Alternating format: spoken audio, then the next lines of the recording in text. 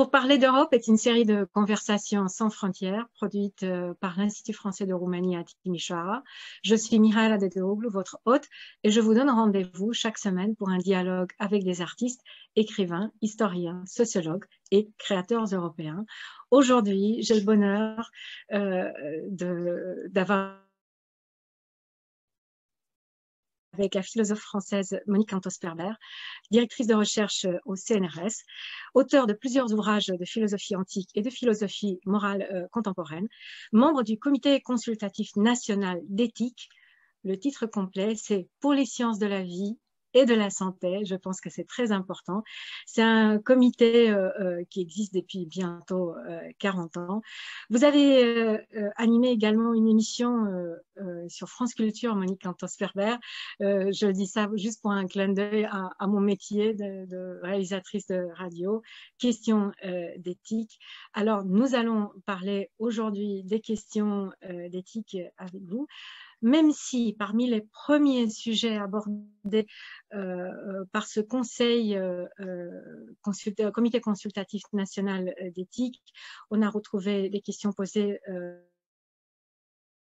l'assistance médicale à la procréation et à l'expérimentation sur l'être humain, la recherche sur l'embryon humain, les informations génétiques, les neurosciences, la biodiversité plus récemment, et bien sûr, aujourd'hui, Covid-19, coronavirus, et puis tout ce que nos sociétés sont en train de vivre aujourd'hui. Alors, est-ce que vous pouvez nous éclairer un petit peu à ce sujet? Quelles sont les questions d'éthique qui animent vos discussions? Bonjour, laissez-moi dire d'abord ma joie à participer à cet entretien organisé par l'Institut français de Timișoara. Et justement, je vous en parlerai d'autant plus facilement que nous avons eu une réunion ce matin par Zoom, bien sûr, puisque le présentiel n'est plus autorisé. Et nous avons abordé la question des vaccins, des enjeux éthiques que recouvre la logistique de distribution des vaccins et surtout la question du consentement. Parce que le comité d'éthique avait, il y a un mois, produit un certain nombre de textes insistant sur le sérieux et le temps qu'il fallait pour obtenir le consentement avant une vaccination. Il se trouve que la maladie progresse très rapidement et qu'il y a urgence à vacciner le plus vite la plus grande quantité de la population. Donc ça amène à revoir les exigences morales, éthiques de cette notion de consentement face à des situations de précipitation et de quasi-urgence vitale. Ça, c'est une des questions que nous avons abordées ce matin, mais nous avons aussi beaucoup parlé, et là c'est un groupe où j'ai eu un rôle important, de la notion du tri des patients. Enfin, pardonnez-moi d'employer une expression aussi barbare, mais ça se réfère à un problème très concret. Dans le cas où les services hospitaliers, en particulier les services d'urgence, seraient débordés, faut-il introduire un tri des patients, c'est-à-dire aller au-delà de ce que pratiquent tous les autres réanimateurs, c'est-à-dire identifier les patients qui ont le plus de chances de survie et ne pas soumettre un patient qui n'a aucune chance de survie à long terme à un traitement de réanimation extrêmement invasif. Mais faut-il aller au-delà et éventuellement rationner l'accès aux lits de réanimation? Vous voyez à quel point cette question porte des enjeux éthiques tout à fait considérables et effrayants même. Mais il y a aussi beaucoup d'autres problèmes que nous avons abordés. J'ai été très active également dans un groupe de travail sur le prix des médicaments, puisqu'aujourd'hui, les dernières spécialités innovantes, comme on dit, en particulier pour les traitements anticancéreux, se commercialisent à des prix extrêmement importants, qui vont entre 100 000 et 1 million d'euros de coûts de traitement annuel. Il va de soi que dans un système comme le système français, où l'assurance maladie prend en charge une très grande partie, même la quasi-totalité des soins qui correspondent à des maladies extrêmement graves, on pourrait à court terme imaginer que continuer à distribuer à tous les patients qui en ont besoin ce genre de traitement très coûteux ne serait plus possible. Donc aussi une question éthique extrêmement importante, puisqu'elle a directement trait, au fond, à la vie et à la mort.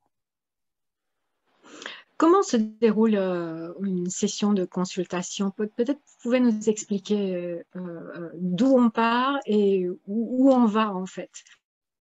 Le comité d'éthique est très... Ce type de consultation est un comité consultatif d'éthique. Alors, comme vous l'avez rappelé, en effet, c'est un comité consultatif, c'est-à-dire il rédige des avis qui sont des avis argumentés, détaillés, avec évidemment des recommandations, mais qui sont ensuite soumis au pouvoir politique qui prend sa décision. Dans la plupart des cas, les avis du comité consultatif national d'éthique sont suivis.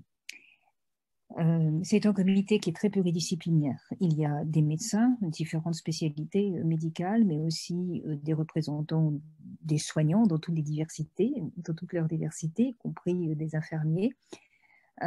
Malheureusement, trop peu de représentants des malades, des usagers, comme on dit, et aussi beaucoup de spécialistes de sciences humaines, un économiste de la santé, philosophe, bien sûr, sociologue, spécialiste de santé publique, spécialiste de prévention, etc. À l'origine, le Comité national d'éthique devait rassembler en son sein ce qu'on appelle ce que le président Mitterrand, puisque ça a été créé en 84, avait appelé les représentants des grandes familles spirituelles françaises. Alors, évidemment, représentants du catholicisme, du protestantisme, du judaïsme, ça va de soi, de l'islam, et à l'origine, en tout cas, il y a, comme vous l'avez rappelé, presque 40 ans, un représentant des courants marxistes, puisqu'à l'époque, c'était encore un courant idéologique très important. Bon, évidemment, au fil des décennies, cette qualification a disparu, mais j'insiste sur ce point parce que le principe du comité d'éthique, c'est de donner un lieu de débat, de convergence de différentes perspectives, avec l'idée que la pluralité est un enrichissement considérable dans l'appréhension, dans la définition, dans l'appréhension, dans la compréhension d'une question. Donc chacun arrive avec son point de vue qui est soit inspiré par une spécialité médicale ou une spécialité en sciences humaines ou en philosophie, ou bien éclairé par ses engagements fondamentaux, et tout ça est mis en commun jusqu'à ce que par la force des arguments, on arrive à définir une position qui est le plus souvent commune et auquel se rallie même ceux qui y étaient opposés au départ. C'est ça la vertu extraordinaire de ce type de discussion pluridisciplinaire, et que même ceux qui avaient au début de la discussion une position opposée, d'une certaine manière, se laissent convaincre par la qualité des arguments. En tout cas, c'est une chose sur laquelle j'ai à chaque fois beaucoup insisté.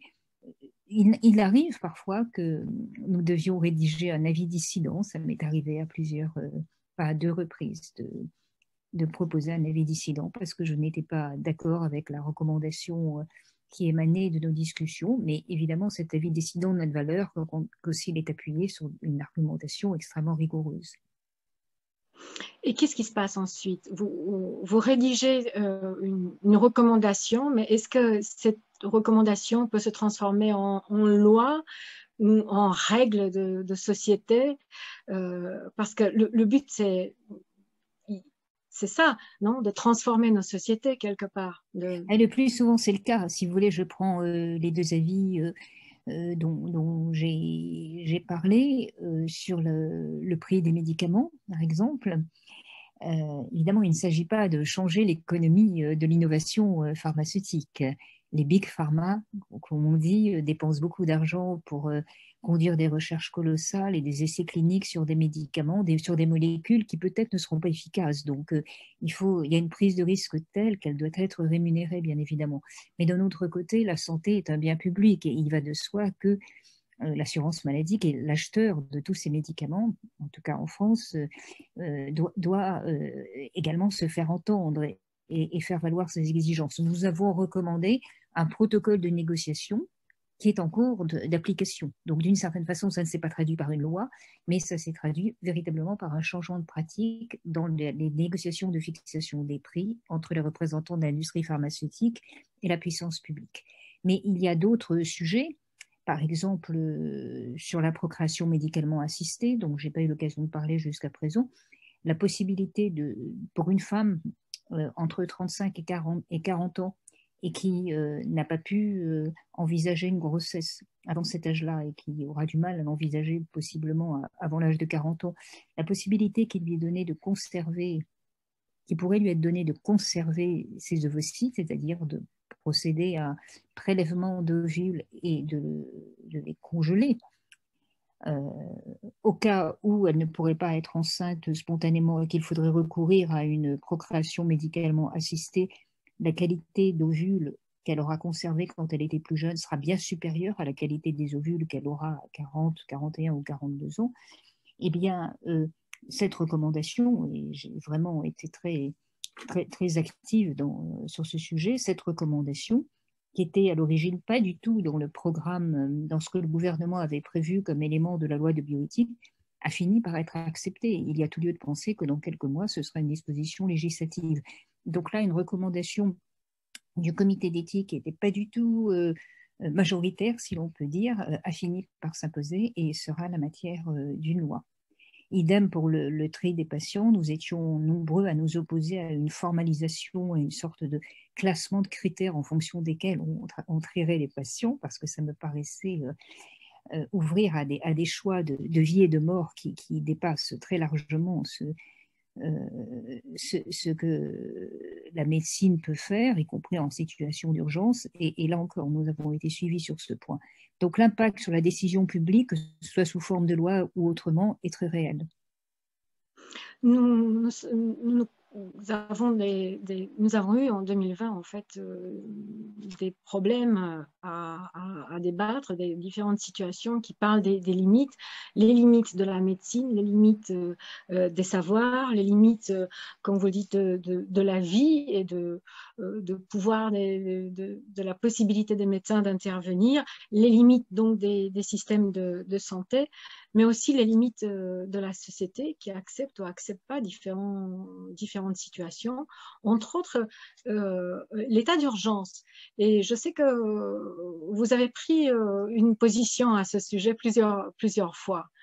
Alors, peut-être nous pouvons rentrer un peu plus en détail de cette année 2020 et tous les petits ou grands problèmes d'éthique qu'il a soulevés et qui probablement vont continuer cette année. Et qu'est-ce que vous avez trouvé comme solution ou quelles ont été vos recommandations? C'est avec beaucoup de justesse que vous posez la question des limites, parce qu'on ne peut pas parler de liberté sans limite. Je suis plutôt enfin même tout à fait d'inspiration libérale, mais la liberté doit être réglée, ça va de soi. Elle s'arrête là où commence la liberté des autres. On connaît cet adage. Et les limites apportées à la liberté sont nécessaires, incontestablement, pour des questions de sécurité collective et pour d'autres biens collectifs, mais elles doivent être absolument justifiées. Elles doivent être minimales et justifiées. Alors, ce que nous avons vécu depuis le mois de mars dernier, qui est quand même en Europe une situation extraordinaire, nous avons tous été frappés, tous les pays européens ont été frappés de la même façon, et tous ont fini par recourir aux mêmes mesures, c'est-à-dire des mesures qui sont des formes de privation de liberté. Au mois de mars, en France, nous n'avions la possibilité ni d'aller et de venir, ni de faire nos affaires, ni d'entreprendre, ni de travailler. Donc, ce sont des restrictions de liberté très fortes.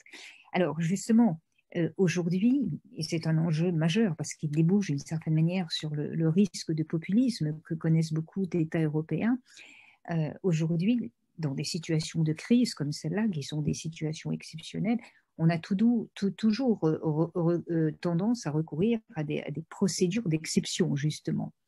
Mais là, lorsqu'on y recourt, et même lorsque parfois elles sont nécessaires, on joue un peu avec le feu, parce qu'à force d'habituer nos citoyens à la restriction des libertés et à des États, à des modes de gouvernement qui sont un petit peu à côté de l'État de droit, on crée d'une certaine manière une disposition d'esprit qui considère qu'au fond, les libertés, c'est la première chose dont on peut facilement se passer quand il y a une urgence vitale.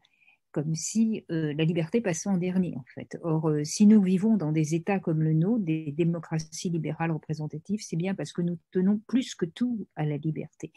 Donc, j'aimerais, d'une certaine façon, puisque vous m'interrogez sur les solutions, appeler à la réflexion sur ces questions et sur la place que la liberté joue dans notre mode de vie actuel. Bien sûr, nous pourrions avoir un despote bienveillant, comme dirait Tocqueville, une sorte de despotisme bienveillant qui nous permettrait de faire nos affaires, de nous marier, d'avoir toutes les satisfactions privées que nous voulons, mais où nous n'aurions plus véritablement de liberté, en particulier de liberté politique, liberté de choisir vraiment nos gouvernants, liberté de les critiquer, etc. nous serions sans doute privés de ce qui est tout à fait essentiel à l'existence humaine. Donc, en effet, les restrictions de liberté sont parfois nécessaires. Il faut qu'elles soient limitées, il faut qu'elles soient justifiées, il faut que les citoyens, et je voudrais terminer là-dessus, aient le sentiment d'y participer. Il faut que chaque citoyen ait la conviction que, d'une certaine manière, la décision qu'ont prise les gouvernants, c'est un peu la sienne. Donc, ce rôle de la liberté politique, de la participation politique, qui se fait par les représentants légitimes des citoyens, mais qui se fait aussi par une sorte de mobilisation, de mise en mouvement de la société civile, est absolument essentiel. Il n'y a pas de meilleur antidote au populisme que le sentiment que chaque citoyen peut avoir de participer aux affaires publiques et d'en être d'une certaine façon responsable. Est-ce qu'il y a des différences culturelles à ce sujet entre les pays européens? Est-ce que vous avez ressenti, parce que je sais que le comité consultatif discute avec d'autres comités, avec d'autres pays. D'ailleurs, le comité consultatif national d'éthique, c'est le premier du monde, le premier pays du monde à avoir créé ce type de comité. Est-ce que c'est vraiment facile à imposer? Est-ce que tous les pays sont arrivés à peu près à la même conclusion, et surtout les citoyens? Moi, je me souviens au printemps, comme on discutait, on parlait du masque, par exemple, c'était une limitation sévère de la liberté, et pratiquement, enfin, il y avait beaucoup de gens qui refusaient de porter un masque, ne pensant pas une seconde que c'était pour la protection des concitoyens, finalement, et que c'est quelque chose de bien. C'est un petit sacrifice.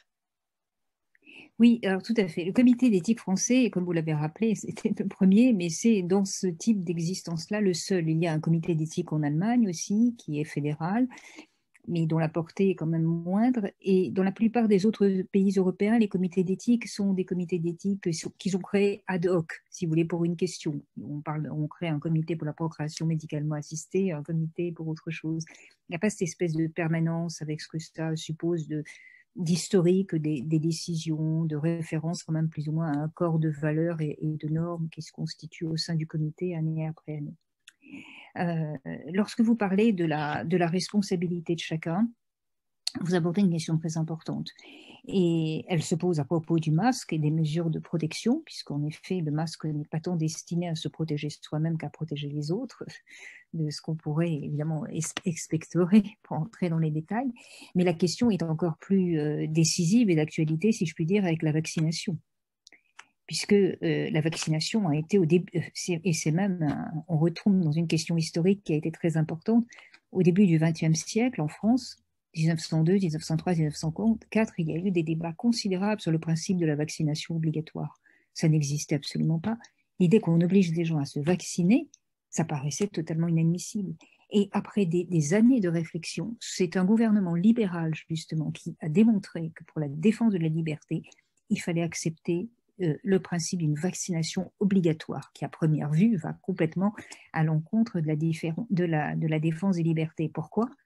Eh bien parce que, si vous voulez, quand on se vaccine, d'une certaine manière, on sort de l'idée de la responsabilité individuelle. La responsabilité individuelle, je prends des risques, je suis les seuls à les assumer, je suis le seul à payer les conséquences. Quand on vit en communauté, vous pouvez prendre un risque, mais vous ne serez pas le seul à payer les conséquences, en particulier en matière d'épidémie. C'est tous ceux avec lesquels vous serez en contact, au cas où vous seriez contagieux, qui les paieront eux aussi. Donc, d'une certaine manière, on sort du schéma classique de la responsabilité individuelle et on commence à introduire la notion de responsabilité collective. Et l'obligation de la vaccination a été définie comme quelque chose qui est dû aux autres, étant donné que dans toutes ces notions, comme celle d'épidémie, une épidémie, elle ne concerne pas un individu seul, elle concerne nécessairement une communauté. C'est une conception beaucoup plus complexe de la responsabilité qu'il faut mettre en avant et qui peut justifier des mesures d'obligation. Une des dernières questions à ce sujet se réfère à une liste des personnes qui n'acceptent pas à être vaccinées. Il y a des pays qui veulent imposer ça, ou par exemple une application qui permet le traçage des contacts. Quelle est votre position à ce sujet ? Alors, je commence par le dernier point, l'application de traçage des contacts. Après tout, pourquoi pas, à condition qu'elle soit décentralisée, qu'elle ne laisse pas de traces et qu'elle soit totalement anonyme.